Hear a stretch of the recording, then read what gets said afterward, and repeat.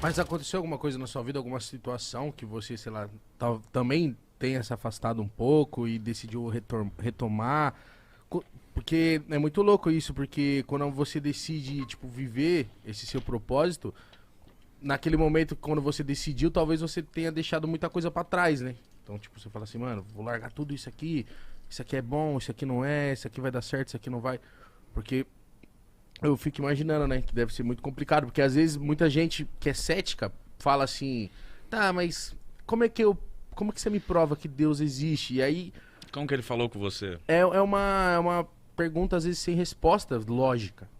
Porque eu falo assim, ah, então fala pra ele, sei lá, mexer esse copo, ou apagar a luz, fazer alguma coisa física, palpável. Aham. E aí como é que você fala com uma pessoa cética dessa? Como é que você chega numa pessoa, como que você toca uma pessoa dessa e fala assim, como que você explica a fé, entendeu? É muito louco, porque o que aconteceu comigo, dessa situação, pode ter acontecido com muita gente também, com o Mítico, com você, é uma coisa que eu não sei explicar o que foi, só aconteceu, tá ligado? Uhum. Então, pô, primeiro que tá muito maneiro conversar com vocês sobre isso. Não, estamos aqui pra te ouvir Eu já também. parei o pigarro, não sei se vocês perceberam. Tomou Ficou à água. vontade. Já tô menos nervoso. E, cara, vamos por parte, né?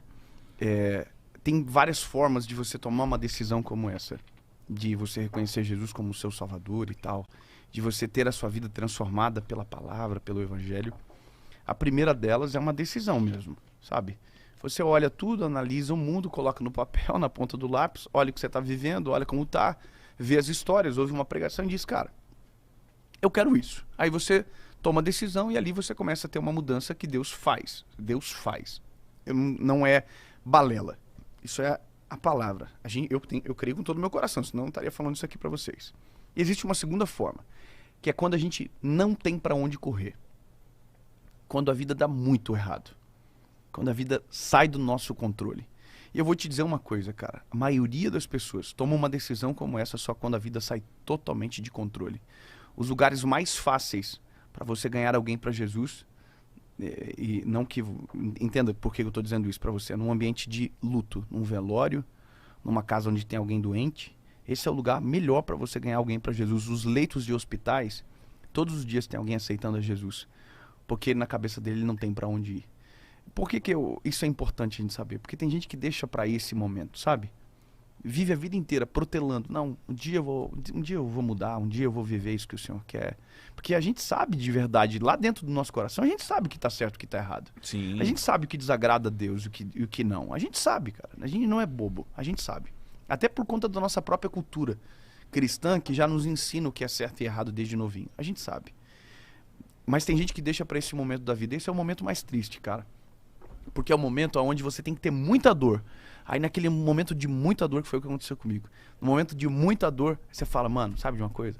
Chega. Eu quero viver o que Deus tem pra mim.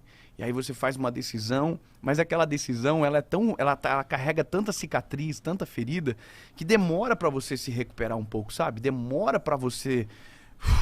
E às vezes nunca acontece. Às vezes é só você tomar uma decisão e você vai embora. Entendeu? Quantas que acontece isso que a gente sabe? Que não dá tempo. E aqueles que não dão tempo?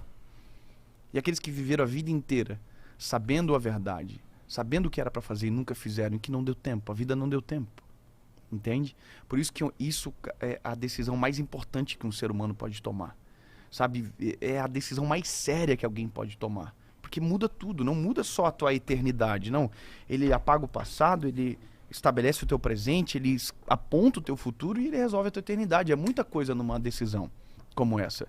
Então cara, a minha experiência que eu tive com Deus foi o seguinte, eu tive um afastamento das coisas do Senhor com 16 anos, eu cresci na igreja, como eu falei para vocês, minha casa teve muitos problemas, não, é meio longa a história, mas a minha casa foi um tanto disfuncional durante um tempo, meu pai teve uma quebra financeira, acabou indo embora de casa, não indo embora...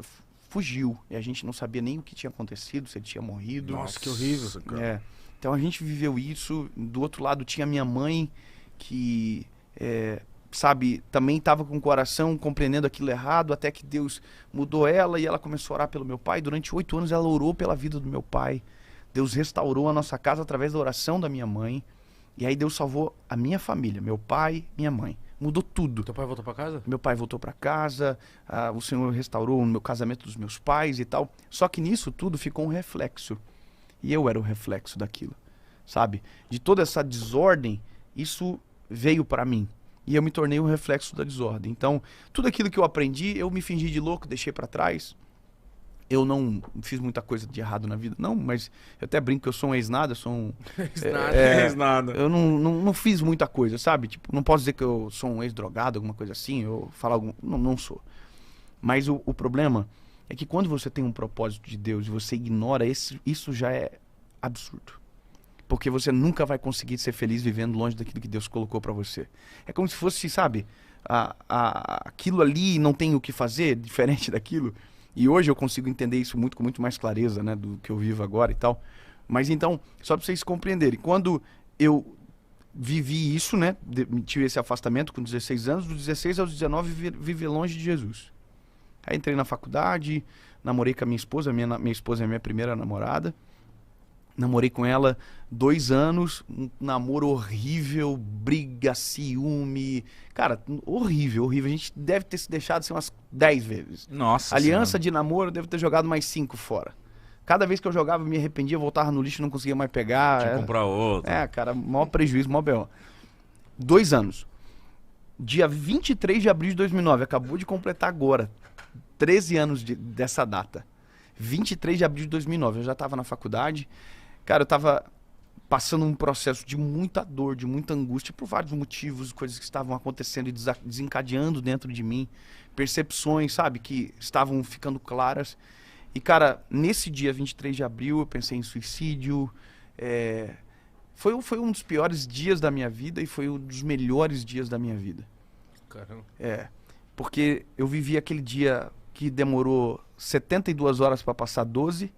E quando chegou no final da noite, eu tentei encontrar uma igreja, porque eu precisava de uma esperança, cara, sabe? Precisava que Deus falasse comigo, eu precisava daquele momento que você teve, sabe? Uhum. Eu precisava. E eu tava encurralado, eu não tinha o que fazer, não tinha para onde ir. E aí eu fui numa igreja, estava fechada, tentei encontrar um irmão que passava por mim cantando na época que eu era mais jovem. Ele ia orar num monte lá que tinha. Tentei encontrar ele porque eu queria aquele monte que ele ia orar, sabe? Eu queria isso. Eu também não encontrei, e aí eu fui para casa. Aí fui para casa, cheguei na minha casa, passei pelos meus pais desapercebidos, fui pro meu quarto, dobrei o joelho no cantinho da cama e fiz a oração mais sincera da minha vida. Sabe, a oração que eu briguei com Deus, sabe? Que eu falei com o meu coração rasgado. Senhor, eu vou morrer, eu não tenho esperança, minha vida é uma tragédia. Se o Senhor não entrar com providência, se tem uma palavra, se existe realmente aquilo que o Senhor falava comigo lá atrás, se é verdade, eu preciso que o Senhor fale comigo, senão eu vou fazer uma besteira. Cara, assim, um choro, um desespero, uma oração muito dolorida. E aí eu me lembro, cara, que eu me lembrei de uma Bíblia que estava no quarto da minha mãe, que era do meu avô. Eu fui lá, peguei a Bíblia, voltei pro quarto. E aí falei, Jesus, é só dessa forma que o Senhor vai poder conseguir falar comigo, no sentido, né, que eu preciso e tal. E aí eu falei, fala comigo, Senhor. Eu peguei a Bíblia assim e abri. Abri Salmo 116.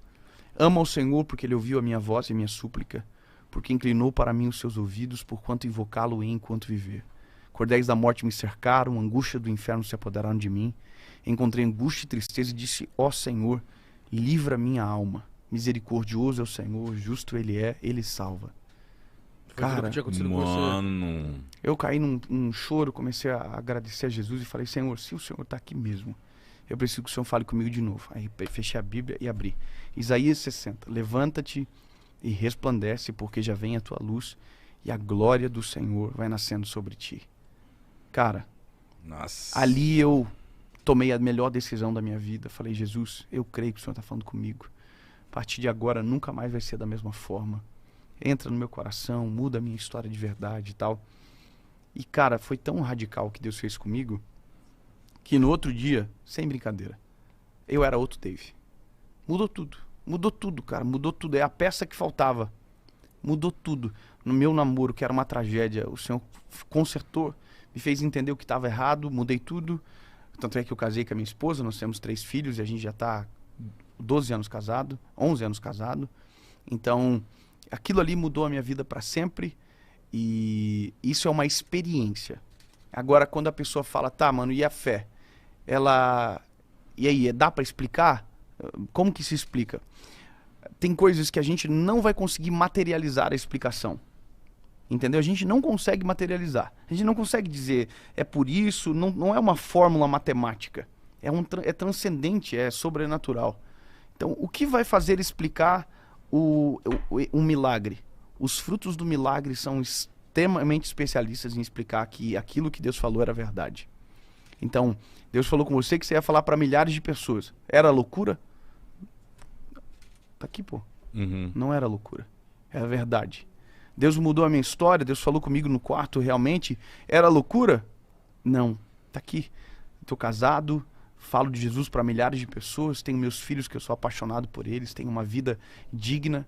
Então, entende que o resultado do milagre é o que faz transformar o milagre que aparentemente não tinha explicação em algo que agora tem uma explicação. Você diz, mano, era por isso que Deus fez, foi por isso, entende? Então a cronologia vai demonstrando que essas experiências, elas são divinas e são reais pelos resultados que elas trazem para nós de maneira tangível, sabe? Porque era só uma palavra, mas a palavra se materializou, entende? Então é isso que a gente vive, é isso que eu creio. Então, dá para explicar? Talvez no primeiro minuto não dá para explicar, mas depois você consegue pelo próprio fruto daquilo que Deus falou com você.